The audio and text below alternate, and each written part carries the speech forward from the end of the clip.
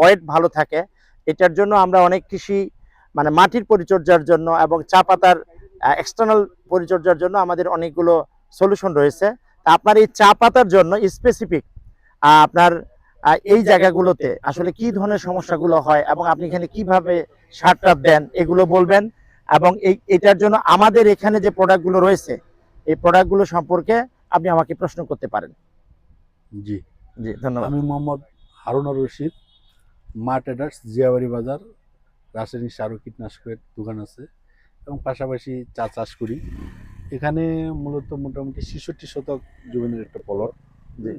এই ৬৬ শতক জমিনে আপনাদের লুমিনাস কোম্পানির প্রোডাক্ট আমরা ব্যবহার করে এর গুণাগুণ মান সম্বন্ধে অভিজ্ঞতা অর্জন করার জন্যই প্রোডাক্টগুলো মূলত দিতে যাচ্ছি। জি তো এখন এটা পাতা উত্তোলন হয়েছে আজ থেকে ৩ দিন আগে। আচ্ছা ৩ দিন হইলো আমরা এটা উঠায় এখানে কপার জাতীয় একটা ছত্রাকনাশক ব্যবহার করছি শুধুমাত্র। স্প্রে করছেন? হ্যাঁ, স্প্রে করছি। আচ্ছা এখন এই রাসায়নিক সার প্রয়োগ করব। এখন কতদিন পর থেকে দেওয়া শুরু করব এবং কি কি সার দেব এই ডোজটা যদি আমাদেরকে বলতেন। আচ্ছা আচ্ছা ধন্যবাদ স্যার। স্যার আপনি একটু করলে ভালো হয় স্যার। স্যার বলেন, আপনি আগে সাজেশন দেন, আমি দিচ্ছি। জি আমরা এখানে যে আমাদের যে চা পাতায় যে আমরা যেভাবে দেই, আমরা 30 শতক জমিতে 1 কেজি আমরা যেটা হলো মাটির অনুখাদ্য, এটা আমরা 30 শতক জমিতে 1 কেজি অর্থাৎ মিরাক্কেল গ্রোথ আমরা অ্যাডভাইস করি। আর আমরা 5 কেজি আমরা জিপসাম আমরা 30 শতক জমিতে অ্যাডভাইস করি। 1 কেজি মাল্টিজিং এগুলো দিলে মাটির উর্বরতা শক্তি ভালো হবে। মাটির যখন উর্বর হবে তখন দেখবেন যে আপনার গাছের যখন খাদ্য পুষ্টিটা নিশ্চিত হবে তখন দেখবেন যে এই গাছের মধ্যে গাছের একটা অটোমেটিক একটা রোগ প্রতিরোধ ব্যবস্থা তৈরি হবে, এবং এখান থেকে গাছ যখন যত ভালো খাবার খাবে তখন দেখবেন যে এই গাছের পাতাগুলোর মধ্যে ততটা আর্দ্রতা বিরাজ করবে এবং এই পাতাগুলো আপনার ভালো হবে এবং এখানে ওয়েটটা বাড়বে পাতাটার, যেহেতু আর্দ্রতার রসটা থাকবে আর কি। এখন তো এই সারটা সম্পূর্ণ সার কি একত্রে মিক্সার করে দেওয়া যাবে না আলাদা আলাদা ভাবে দিতে হবে? একসঙ্গে মিক্সার একসঙ্গে একসাথে এটা মিক্সার করে এখন দেওয়া যায়। আমাদের 3 দিন হয়েছে কাটার। হ্যাঁ। আর কয়দিন পরে প্রয়োগ করব? এটা কয়দিন পরে করলে স্যার? এখনই করতে পারবে। এখনই এখনই আপনি যতটা ফেলেছেন তো, জি জি আপনি এখন কি চান? আপনি এখন চান পরবর্তী পাতাটা যেন দ্রুত আসে। দ্রুত আসে এবং আপনি- ভালো হ্যাঁ, ফলন আপনি হয়। পাতা কেটে ফেলেছেন, পাতা কেটে ফেলার পরপরই এখনই আপনার যত দ্রুত সম্ভব, জি হ্যাঁ, আপনি প্রয়োগ করে দিবেন এবং প্রয়োগ করার পর থেকে এটা অ্যাকচুয়ালি দ্রুত ফলন আসা শুরু করবে। জি ঠিক আছে? জি আমাদের যে যে কথাটা বললো মিরাকেল গ্রোথ অ্যাকচুয়ালি এই মাটির একটা বুস্টার হিসাবে কাজ করে। আপনি অন্যান্য যে সারগুলো দিবেন সেগুলোরও বুস্টার হিসাবে কাজ করবে। আর জিপসাম আপনার গাছের জন্য ক্যালসিয়ামের সাপোর্ট এবং পিএইচ এর মান বজায় রাখবে। আর জিঙ্ক তো পাতায় যে আপনারাও তো দেন সবুজ করার জন্য এবং গাছ হেলদি করার জন্য, এটা করবে। হ্যাঁ, আপনি এর আগে একটু কথা বললেন যে আপনি কপার স্প্রে করছেন এবং কপারের একটা গন্ধ আমাদের নাকে আসতেছে, জি যে কপার অক্সিক্লোরাইড গ্রুপে স্প্রে করছেন। সেটা হচ্ছে যেহেতু পাতা কাটার পরে এগুলাতে ফাঙ্গাল ইনফেকশন যেন না হয়, না অলরেডি হয়, যে হ্যাঁ। কপারের স্পট গুলাও আছে। হ্যাঁ, আপনারা কি এই পাতার উপরই কোনো কিছু স্প্রে করেন? উপরে ওই যে ভিটামিন কোনো কিছু স্প্রে করেন পাতার মধ্যে? পিজিআর করি। পিজিআর কখন করেন? এটা মূলত 16 থেকে 18 দিন বয়স। 16 থেকে 18 দিন বয়সে। এবার আপনি আমাদের এই প্রোডাক্টগুলো দেওয়ার পরে আমাদের একটা মিরাকেল 4CP আছে, আপনি এটা স্প্রে করবেন। ঠিক আছে? আশা করি খুব ভালো রেজাল্ট পাবেন এবং আপনি তো এতদিন থেকে চা বাগান করেন, আপনার পার্থক্যটা তুলনাটা আমরা দেখতে পাবো। জি জি আপনি গাছের গোড়ায় এখন গাছের মানে এখন তো আপনারা জৈব সার প্রয়োগ করেন না না জৈব সার আপনারা একবারই প্রয়োগ করেন। আচ্ছা, যদিও বা এগ্রিকালচারের সায়েন্স অনুযায়ী যদি বছরে 2 বার প্রয়োগ করতে পারেন তাহলে ভালো হয়। তো ঠিক আছে, আপনারা ওই ডিসেম্বর জানুয়ারি মাসে মনে হয় প্রয়োগ করেন, তাই না? সেই সময় আপনারা জৈব সার প্রয়োগ করছেন, দ্যাটস গুড। এখন পাতা কাটার পরে আমাদের এই যে মিরাকেল গ্রোথ, জিপসাম, তারপরে মাল্টিজিং, এই 3টা গড়ায় দিবেন এবং 16 থেকে 18 দিন বয়সে আমাদের ট্রাইকোবুস্টার নামে একটা প্রোডাক্ট আছে আর মিরাকেল 4CP আছে। এবার আপনি এটা স্প্রে করবেন, স্প্রে করে এটা টোটাল পার্থক্যটা দেখেন। আমরাও হয়তো পরে আগামী মাসে আবার আপনার এটা দেখতে আসবো। রাসায়নিক সার রাসায়নিক সার আপনি কতটুকু দেন অন্যান্য ইয়াতে? টিএসপি যেটা ফসফেট, ওটা আমরা 33% দেই 25 কেজি। 33% 25 কেজি করে দেন। আর এমওপি পটাশ যেটা, ওটাও 25 কেজি। আচ্ছা, এই দুইটা কাটার পরই দেই 7 দিনের মধ্যেই। হ্যাঁ, আর পরে মোটামুটি 25 দিন বয়সে ইউরিয়া দিই। আচ্ছা এই 2 ডোজ সার আমরা প্রয়োগ করি। আচ্ছা। এখন কি দেন? টিএসপি আর এমওপি দেন? এমওপি, হ্যাঁ।